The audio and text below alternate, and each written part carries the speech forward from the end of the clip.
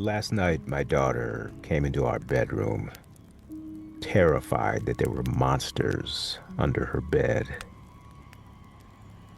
Now, like any good father, I had to tell her that no, there are no monsters under your bed. But who am I kidding? I know there are.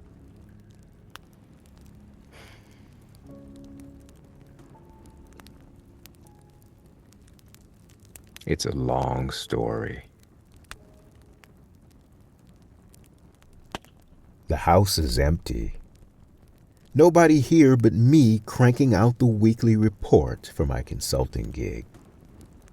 Working at home can be pretty tedious and a little lonely. No banter, no gossip around the water cooler. No water cooler.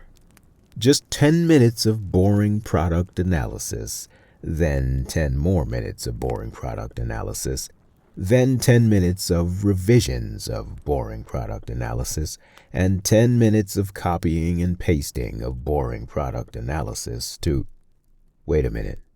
What's that breathing sound? The hallway behind my bedroom is filled with the sound of labored breaths, the sandpapered lungs of a giant.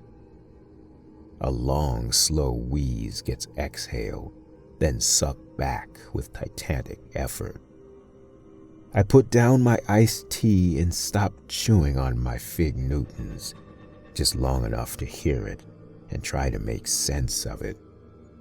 This is not my imagination. Someone or something is breathing behind me.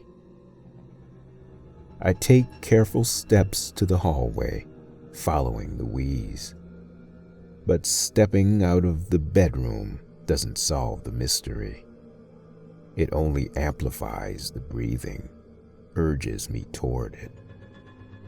My body is shaking now, unsure of what is waiting for me.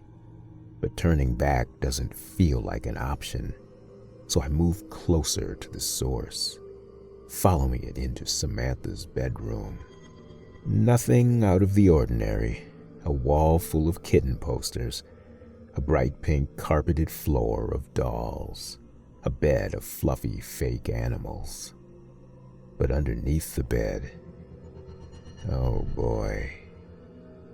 I squat to get a closer look, the wheezing sound now scraping my eardrums like a landing 747. Something in the shadows draws me closer. A gash. A gaping wound in the carpet, barely visible in the dark, but clearly there. It throbs like a heart, milk-coated pus oozing from its opening. Motionless, I keep staring. The bag of fig Newtons drops to the floor with a thud that startles me. I laugh at myself. But it stops being funny when a long, slime-coated appendage, an arm, a tentacle, a tongue, reaches out and snatches the fig Newtons, yanking it into the gash, and it's gone. No more fig Newtons, no more bag, no more wheeze. The breathing sound has disappeared, and within seconds, so has the hole beneath the bed. I spend the rest of my day motionless, staring at a spot beneath my daughter's bed, and wondering how I convinced myself of what I thought I saw. Maybe I've been working too hard, a little stressed out. Maybe, honey? My wife's voice from the hallway startles me. I turn with a face that probably looks like it had just been slapped by the devil. Are you okay? She asks. I shake my head, no. I look down and see my daughter's grinning face, and the protector in me has only one thing to say. Guess what, Samantha? You're sleeping in Mommy and Daddy's room tonight.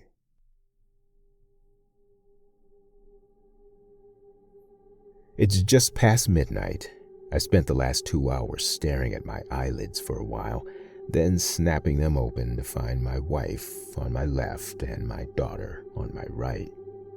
Both sound asleep, both hugging the mattress without a care in the world. I haven't told either of them about the previous day's misadventures under Samantha's bed. I haven't told anyone. Who would believe me? What would I gain?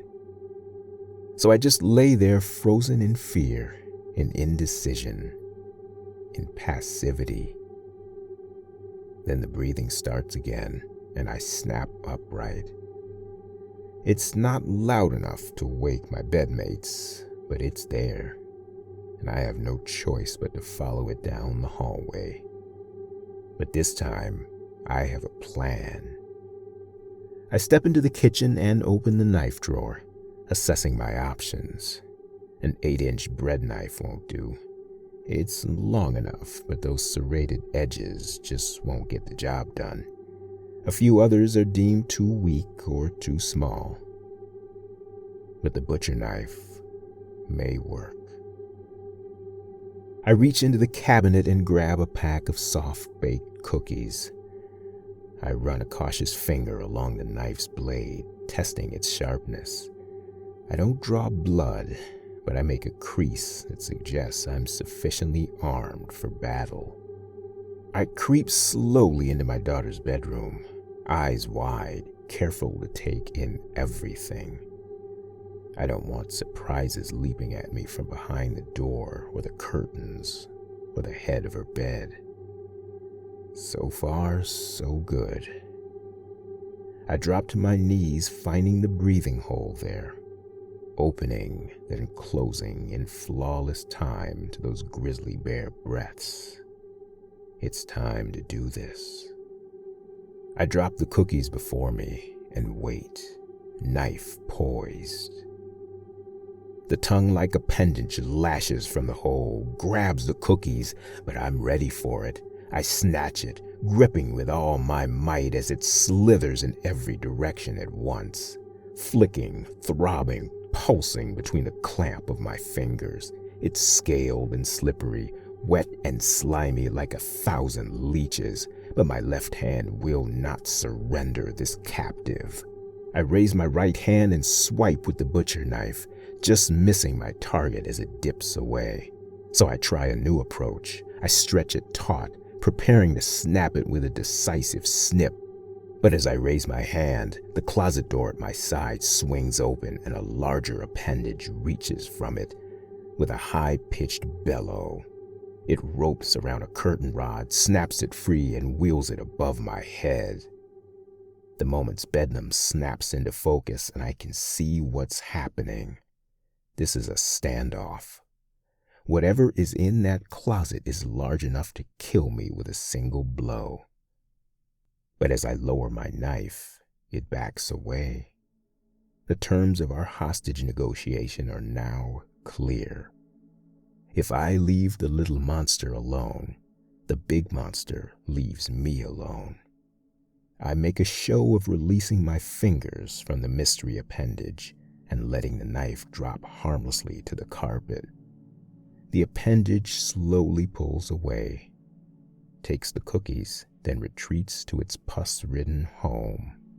The appendage from the closet responds in kind, retracting in ways that could be described as appreciative. Silence now. No breathing.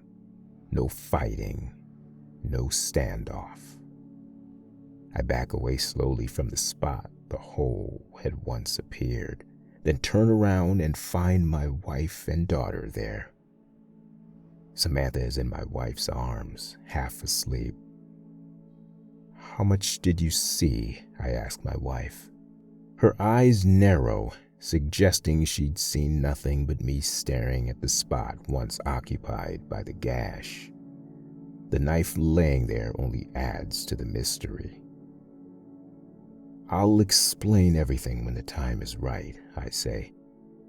"Right now it's late and we really should get back to..." But something about the image before me snaps everything into an uncomfortable clarity. My wife gently stroking my daughter's head, the way she cradles her tiny body, soothing her, calming her, protecting her. Now it all makes sense. I can sleep now, a little. But when I reach over to my right and feel nothing but mattress, I panic, snapping up as I did before. But this time, Samantha's gone. Without waking my wife, I leap from the bed and down the hallway, scampering to my daughter's room.